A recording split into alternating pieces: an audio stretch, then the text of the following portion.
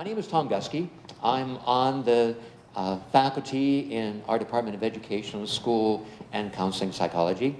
And I'm here to describe to you today some work on grading.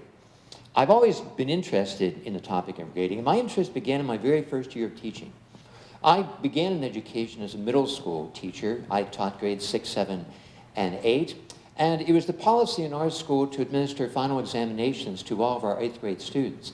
This was done to prepare them for what they were going to face in high school. And I remember the very first time I did this, I was standing outside of my classroom door greeting my students as they came in. And one of my students was a really bright and hardworking young woman by the name of Jessica. And as Jessica passed me coming into the room, I said, "Hi, Jess, how are you today?" And she said, "Fine, thank you." I said, "Did you study for your exam?" And she said, "No, not really." I was shocked. And I turned to her and I said, "Jess, I don't understand. This is the really important part of your grade. How could you not study for your exam?" And she looked at me really quizzically and she said, "Well, Mr. Gusky, I worked this out. I only need a 51% for my A. I don't have to study for 51%. And what Jessica taught me on that day is that success in school for her and probably for most of her classmates had nothing to do with learning. It had nothing to do with developing new understandings. It had nothing to do with being able to do things you weren't able to do before.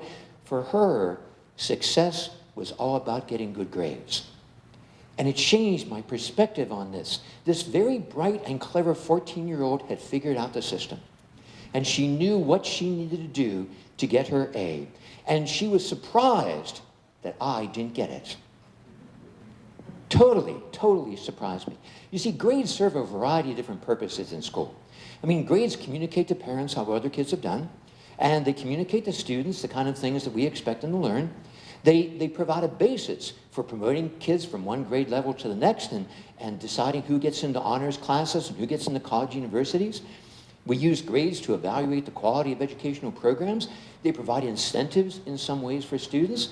And in some cases, we use grades to recognize effort, responsibility, or to ensure students' compliance with our classroom rules. The problem is, we don't all agree on what is the most important purpose.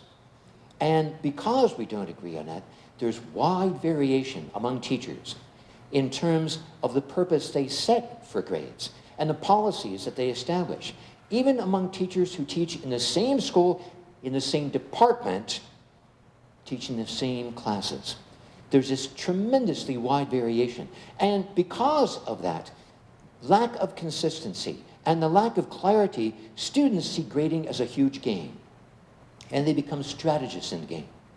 The really good ones become expert strategists. They have figured out the system and what they need to do to get a grade. And those who make it to us at the university level tend to be among the very best strategists the game has ever known, right? The problem is that for a lot of students, the game doesn't make sense. And these inconsistencies among teachers from class to class just baffle them with regard to grading.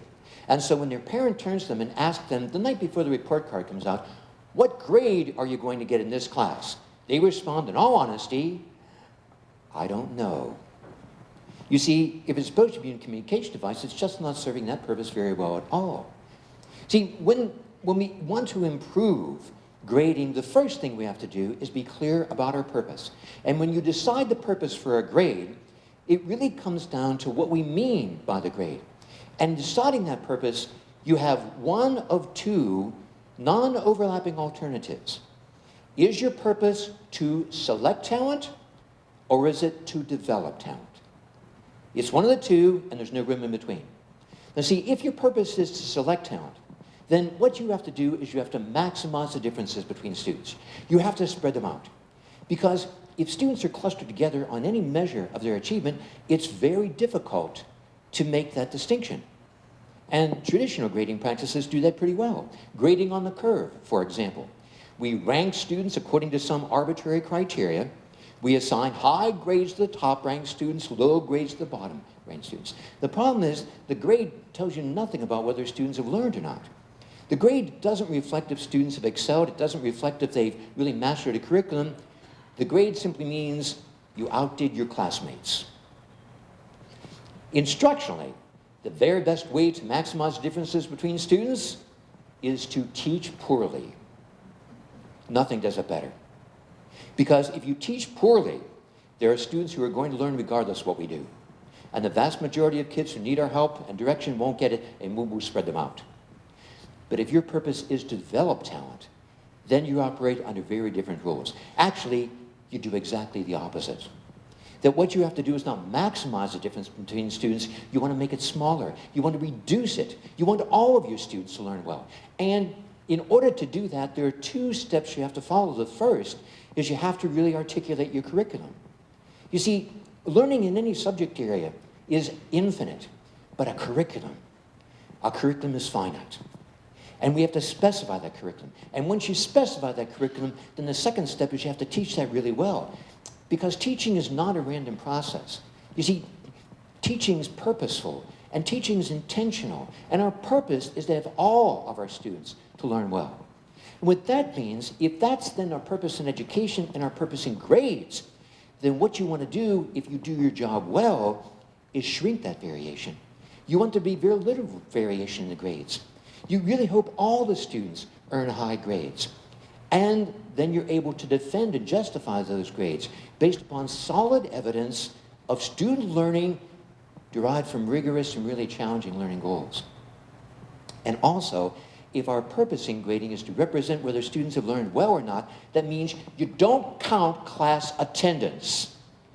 It doesn't describe how well they've learned. You don't count whether they turned in their assignments on time. It doesn't represent what they've learned. Not that those things aren't important, it's just that it can't be part of the grade. And so you have to decide. From the very start, you have to decide your purpose. What does a grade represent? Is the grade going to represent whether they've learned, or is the grade represent compliance with your classroom rules? It can't be both. Because if you combine both into a single grade, it miscommunicates both. So we have to be clear about our purpose with grades. We have to be clear about what that grade represents. We need to be able to defend grades based on the evidence we've gathered from those measures of student learning.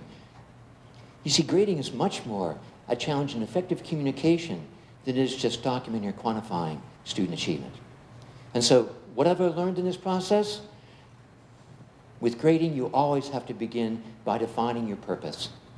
In your syllabus, instead of having 2 pages describing how you're going to calculate the grade, have 1 sentence that describes its purpose. If you do that, the rest will come easy. Thank you.